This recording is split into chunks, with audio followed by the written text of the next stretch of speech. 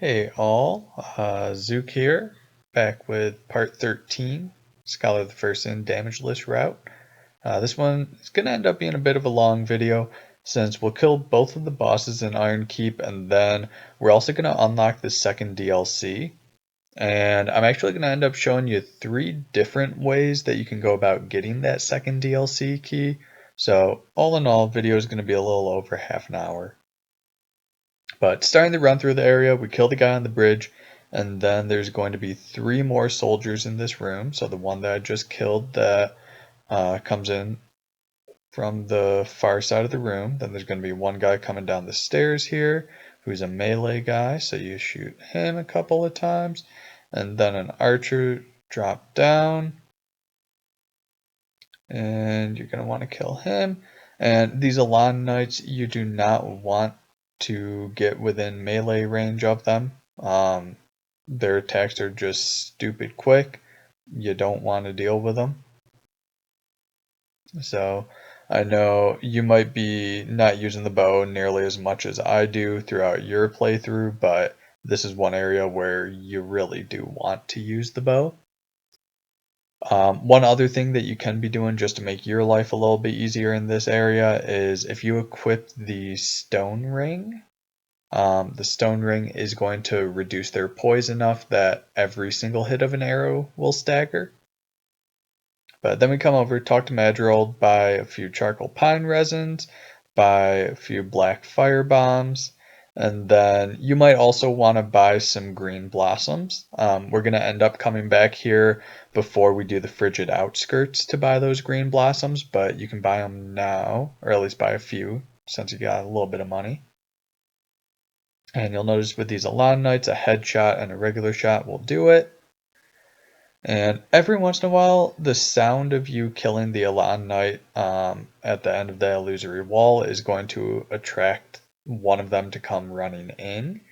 I haven't been able to really figure out what gets the guy to come in versus not. He doesn't come in here. But then we're just going to shoot this archer on the bridge, or at least try to. He is going to take 3 shots, assuming that you don't get a headshot. Try not to panic, just wait for him to stop and knock an arrow, and then you can get a shot in. And then we're going to kill this guy. This is the one that might run in, depending on whether or not he hears you killing his buddy in there. And you'll notice Bonin grayed out. There's a Forlorn that invades right about where that last Elan Knight was that I just killed. He invades from a little bit further down the pathway. So just homeward out. Even though it is a great sword Forlorn, I mean, it just takes way too long to kite the guy. It's not worth it. Just homeward, run back through the area. So again, kill the bridge guy. There's going to be 3 people inside of the building here. And you're going to see it go a little bit more smoothly in this first room, since I do have the stone ring equipped. Again, notice every single arrow will stagger these guys. And just be careful that as this melee guy does come running down, the archer drops. So just kind of be careful that the archer is going to drop down. So I mean, you can always lead them out of the building if you prefer having that open space. And then you're going to see me just make a mistake with the controls here. I don't know if I accidentally let go of the aim button or what happened, but apparently my guy thought that trying to shield break a non-existent enemy was the best course of action there as opposed to shooting the bow.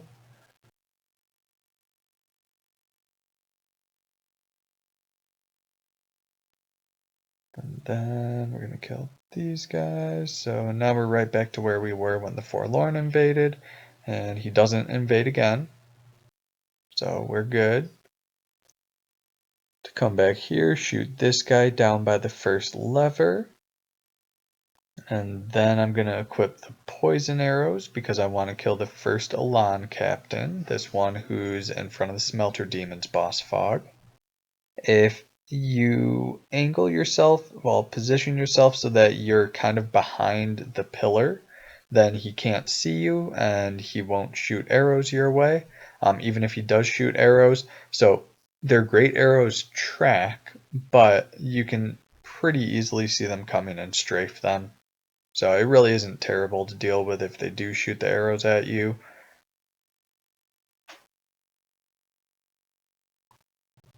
And then there's going to be this one guy who drops down while you're far away.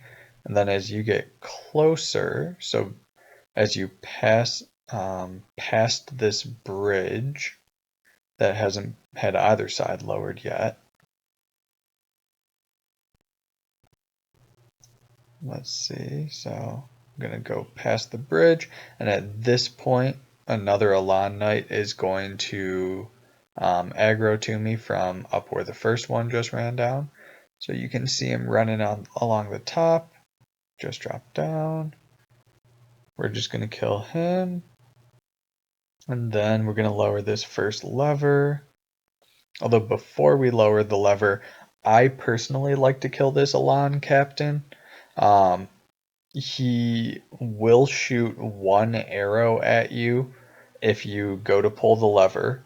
By the time that you kind of run back, he'll aggro, knock an arrow, and then right before you step onto the bridge when it's been lowered, he will have shot an arrow at you. So it's just one of those things that I prefer to just kill him while I'm over here and then not have to worry, because otherwise I'd be having to kind of watch him in the background as I approach this bridge here. And then I'm going to knock this guy off the bridge with a headshot. And before dealing with him and his buddy that are both down there, I'm going to shoot this guy in the knee.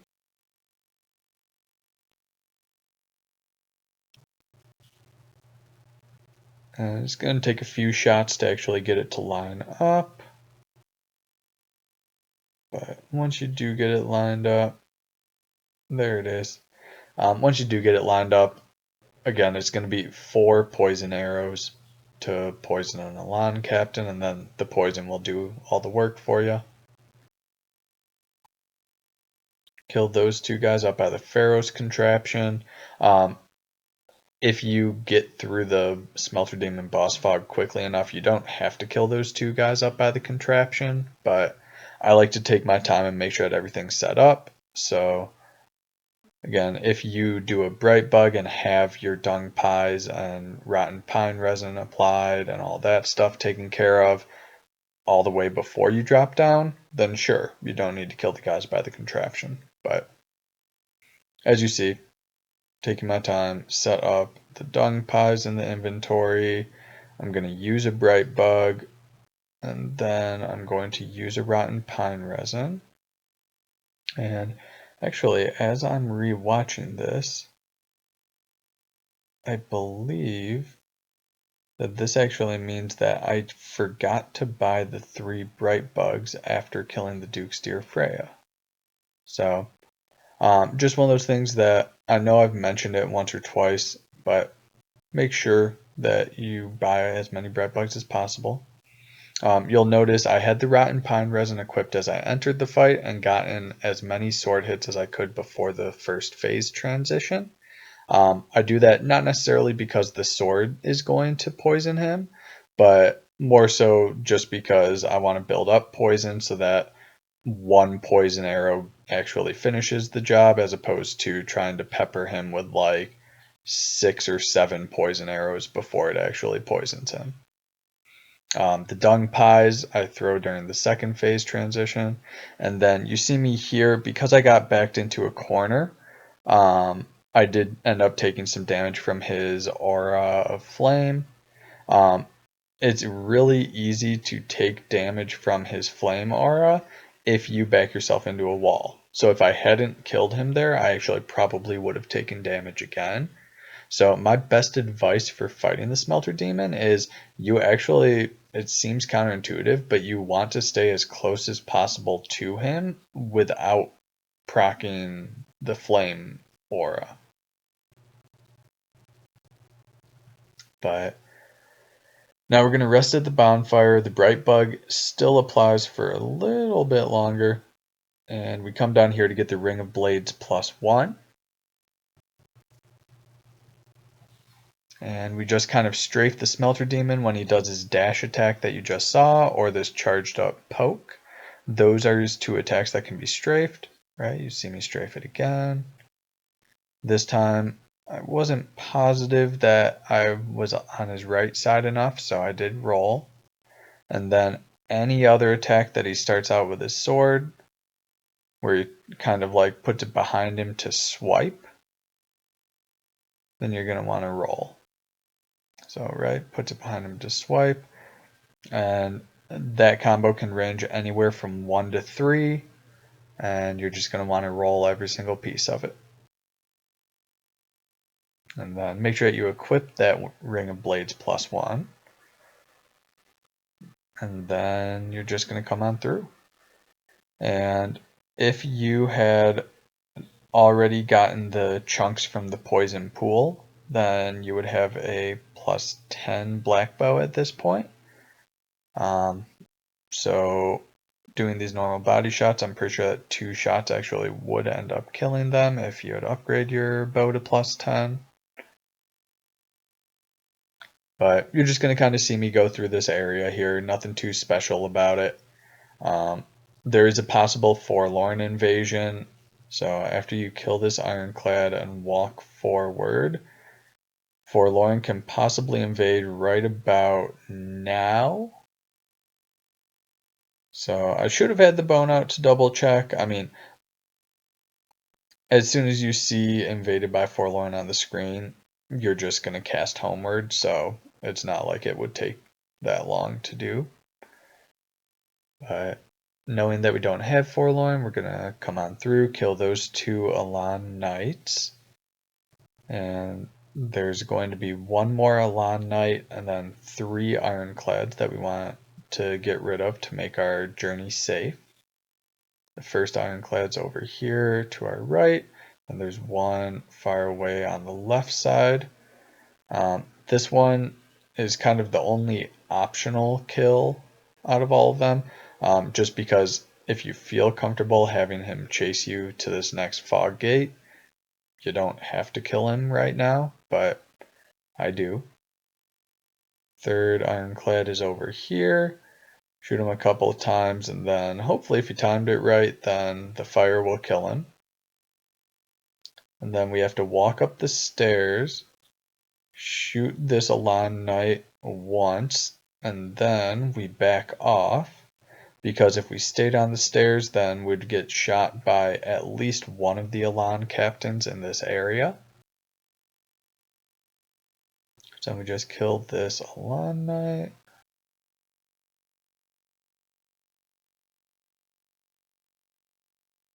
That's that. We're going to come over here, we're going to dunk this captain by stepping on the lever, and as long as you run through, you should be good. And I don't believe that the other captain can shoot you from this angle, but you might want to hang out behind the pillars just in case. Just wait for the flame statue to kind of finish its flame attack. And then you killed this guy. Be careful that when you lock on, it might accidentally lock onto the person behind you, so you might have to switch real quick the person that you're locked onto. But then we kill that guy on the rafter behind us before he can drop down. 2 Ironclads here. Kill the one before the guillotine trap.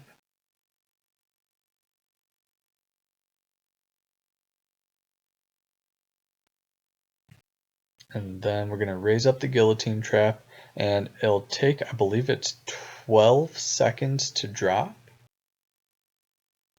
So we run through, cast Soul Appease. That buys us a couple seconds, and then we sprint forward and sprint back. And then it should land right on him. Obviously, you don't have to use the guillotine to kill this ironclad. I mean, you can get rid of them the same way that we did with the first one. I'll just do that for the style points. Wait for the fire to die down. The fire goes for 4 seconds and then it's off for 1 second. Right about that much. So then we're just going to climb up here. We're going to grab the Eagle's Idol bonfire. And then after you grab this bonfire, this is when you should actually be going back to the Forest of the Fallen Giants and getting the DLC key. I forget to.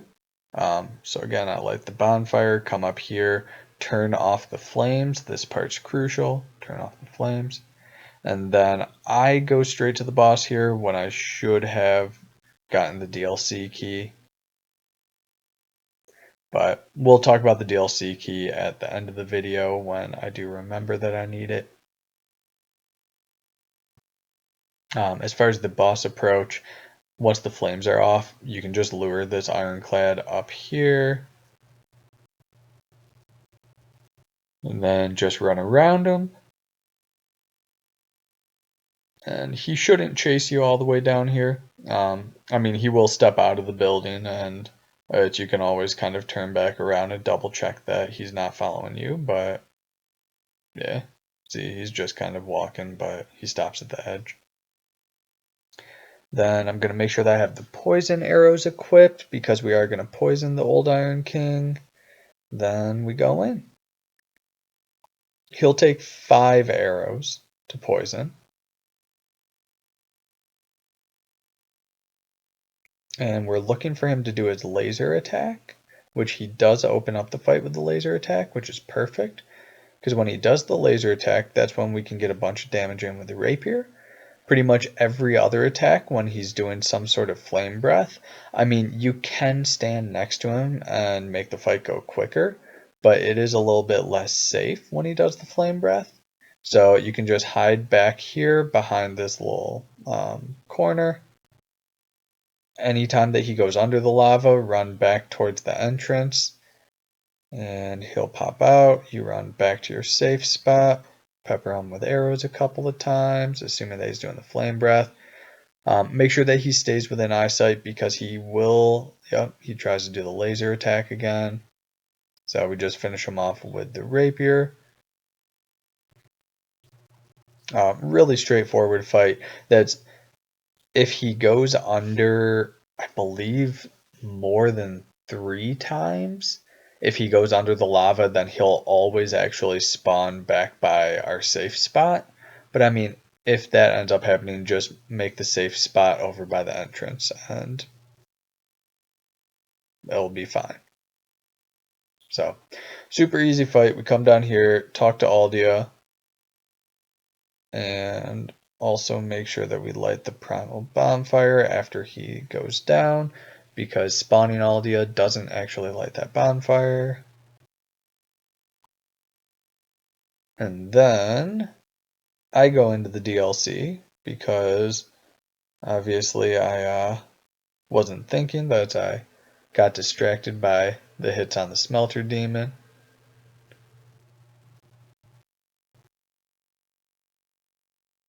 Forgot all about the strategy that I was supposed to have coming into this video.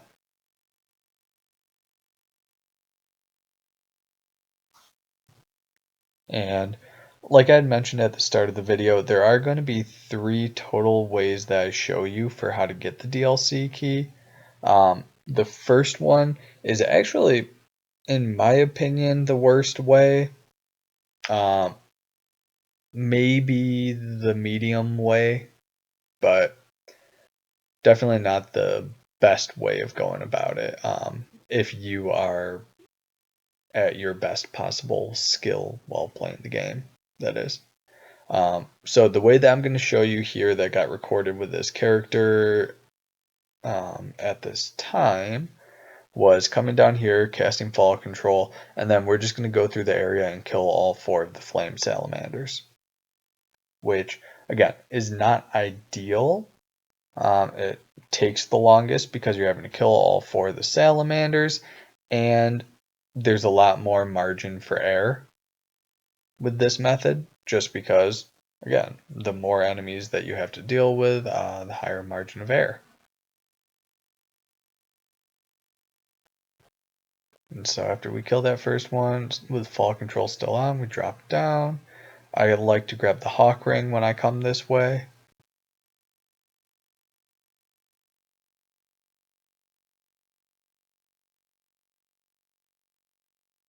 Shooting the second salamander now.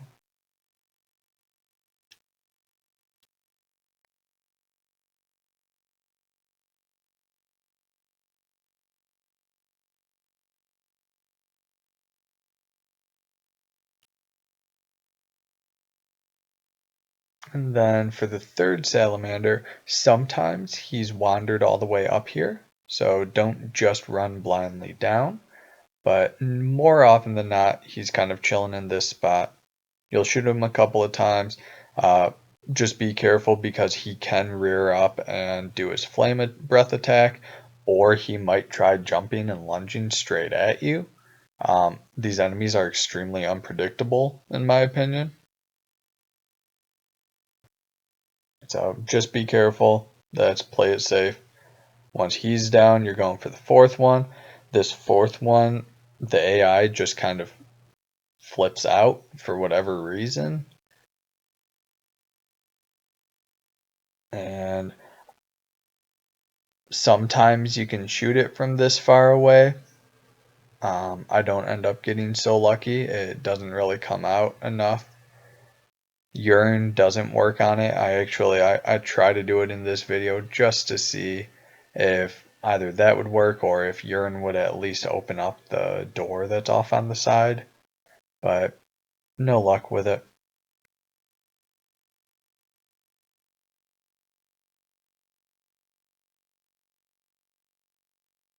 Yeah, you can see he can't even see me, and for whatever reason he tried to do his flame breath. I really just hate these enemies. Yeah, that's honestly I think the worst enemies in the game because you can't even safely melee them. So then, yep, he kind of runs at me and doesn't do anything, and I try to shoot him, but then he just kind of scampers away, and I'm just kind of tilted beyond belief at this point, and decide just, okay, whatever, that I just want to get the key at this point. So I run over here to relatively open area. He was trying to do the flame ball attacks, and I shoot him, and now he runs at me, and I'm just looking, thinking that, okay, he's probably about to jump at me or he's about to do his fireball attack. But then he tries to do the tongue lash, which is the third attack that they also have. So wouldn't be a proper playthrough if I didn't get hit at least once in this area. But once all four of them are down, then you will come over here, grab the heavy iron key, then you can homeward back. So again, that strategy is very far from ideal in my book. If I was better at the game, then I would do should end up being the last strategy that I show you, the third strategy, where you kind of jump and do a little shortcut to get in there. Honestly, I think that what I'm going to do is probably start using the second strategy a little bit more, the one that I'll show you here after we unlock the DLC 2, which is going to grab the iron key and then only having to deal with the last two salamanders. So you'll see that here in a little bit. I am going to splice two videos together, two recordings.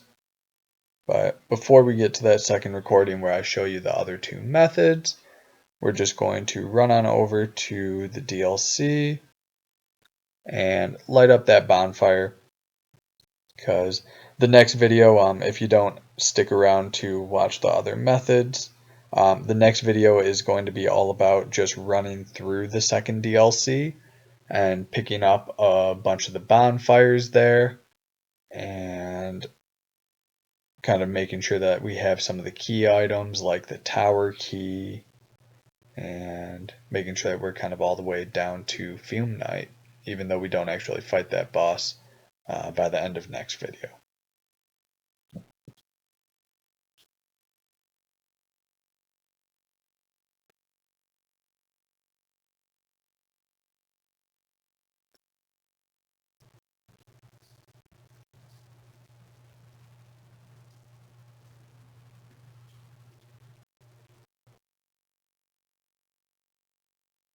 Alright, so I'm popping a couple of the souls on the way up.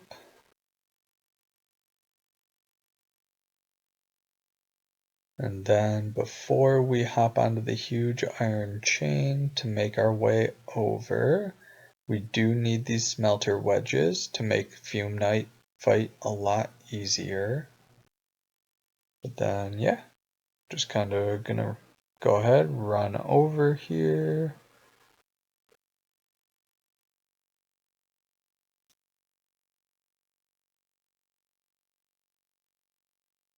And light up this bonfire. So if you don't stick around to watch the other two methods for picking up the DLC key, then I'll catch you in the next one. But otherwise, yep. Let's go ahead and look at the first method that you could use here.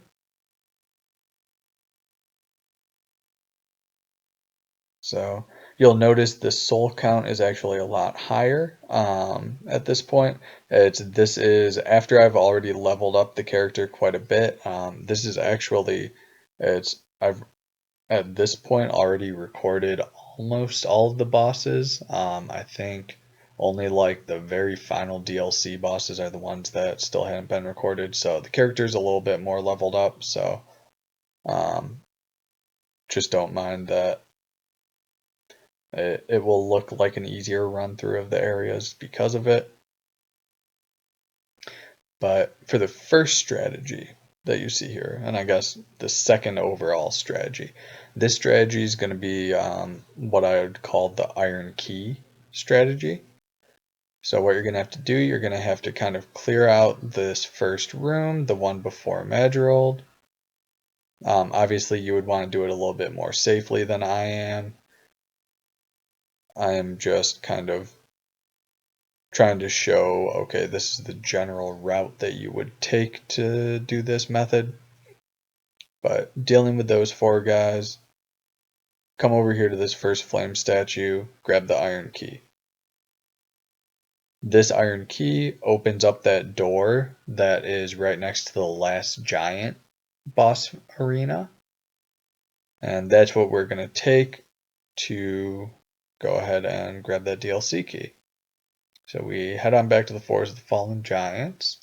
Head on back to that Cardinal Tower bonfire.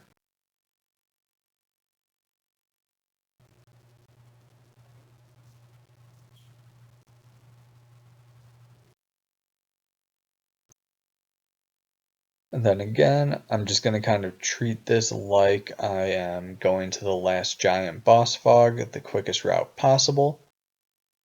Don't need to kill that guy. Just need to ride the elevator down.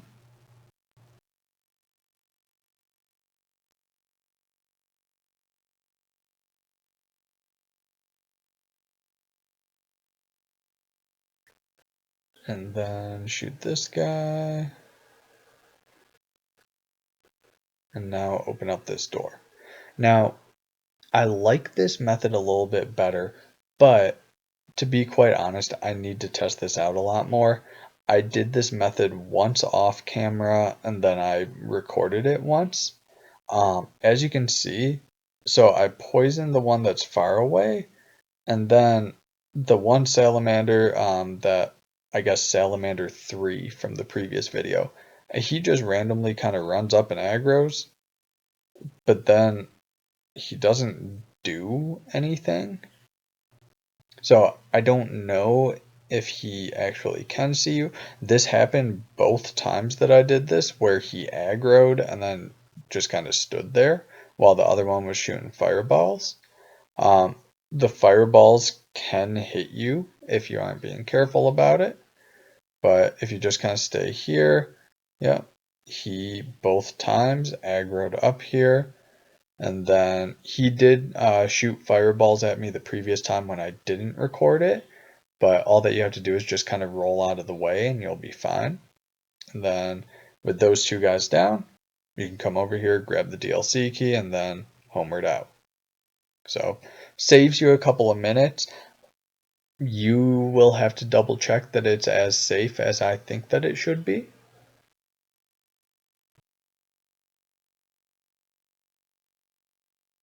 Now the third method, and this is the best one just because you only have to deal with the one salamander and you deal with him in the safest way possible.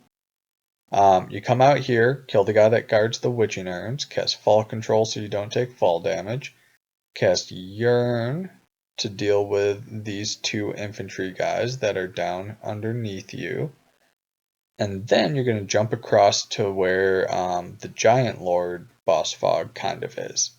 So you jump across, again make sure you don't baby jump, but then there's a body here that if I hadn't already picked it up because I'm in the late game on this actual playthrough, this body would have 2 Twinkling Titanite and a Fragrant Branch.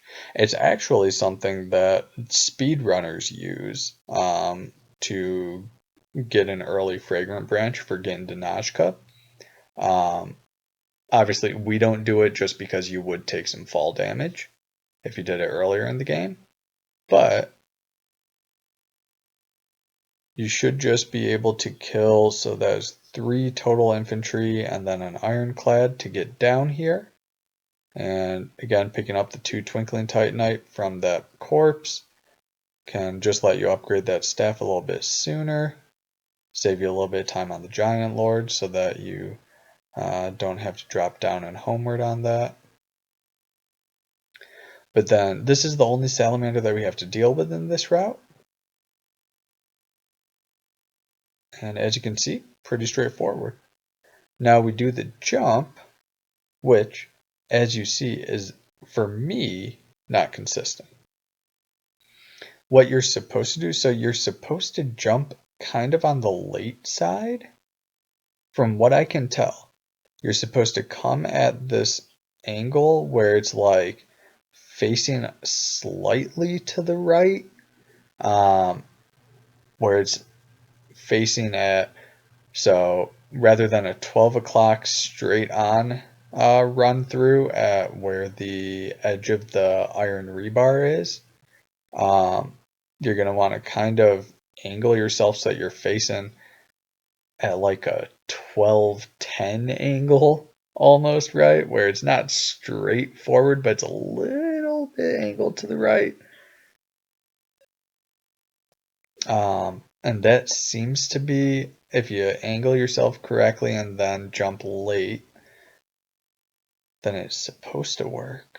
But I haven't found this consistent for me, but honestly, with the amount of headaches that I get from just trying to actually fight these salamanders straight up, I think that I need to either do this method or the iron key method just for my own sanity so that I don't get stupid hits from these salamanders. Even when there's a few dozen attempts just like this where it's just kind of like, oh, come on, Zook. Just get the jump already, Zook, you know. But we do our best. And you'll see me get it once before the video ends right here. And yeah, so like I'd mentioned before, we are going to pick up next one by running through this second DLC. And so my character's just going to homeward back. I will catch you in the next one.